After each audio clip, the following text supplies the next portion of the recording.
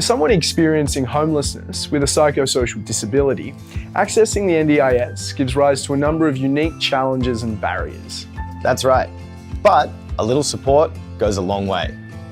When supporting someone who is homeless and experiencing a psychosocial disability to access the NDIS, it's important to use that time effectively.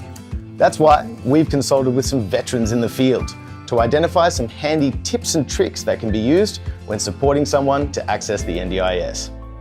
The NDIS can be difficult to understand, especially if you're new to it. So when discussing the NDIS, I find it useful to break it down in a way that's relevant for the person that you're talking to.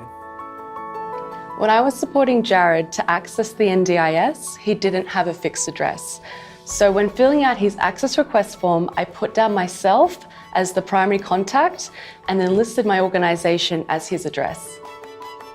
When I was assisting Fatima to access the NDIS, she was finding it difficult to collect all of her supporting evidence and keep it in one place. To help her with this, I provided her with a USB stick attached to a lanyard so she could collect and keep all of her documents in the one place.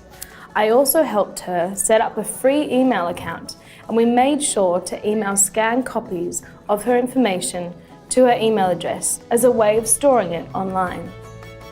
A lot of people I work with haven't seen a doctor in quite some time, so I've assisted them to re-engage with healthcare services to get the supporting evidence we need to access the NDIS. I've also found it really useful to write a supporting letter outlining the substantial functional impacts of their psychosocial disability that I've observed. I include my letter as part of the access request form, and I also provide it to the doctor, along with some useful templates to assist them in preparing a letter of support.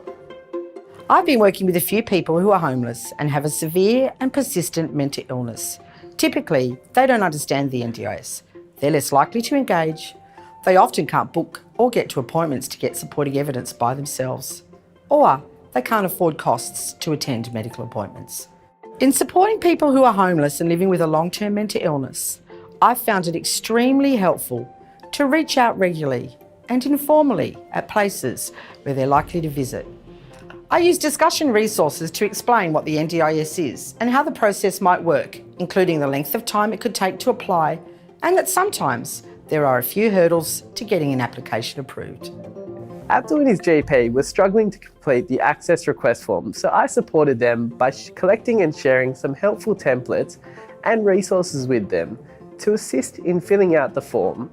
I also suggested that they keep these on file at the practice in case they support others to access the NDIS. Wow, they were some great tips and tricks. What are some of your useful hints when supporting people to access the NDIS? We'd love to hear from you.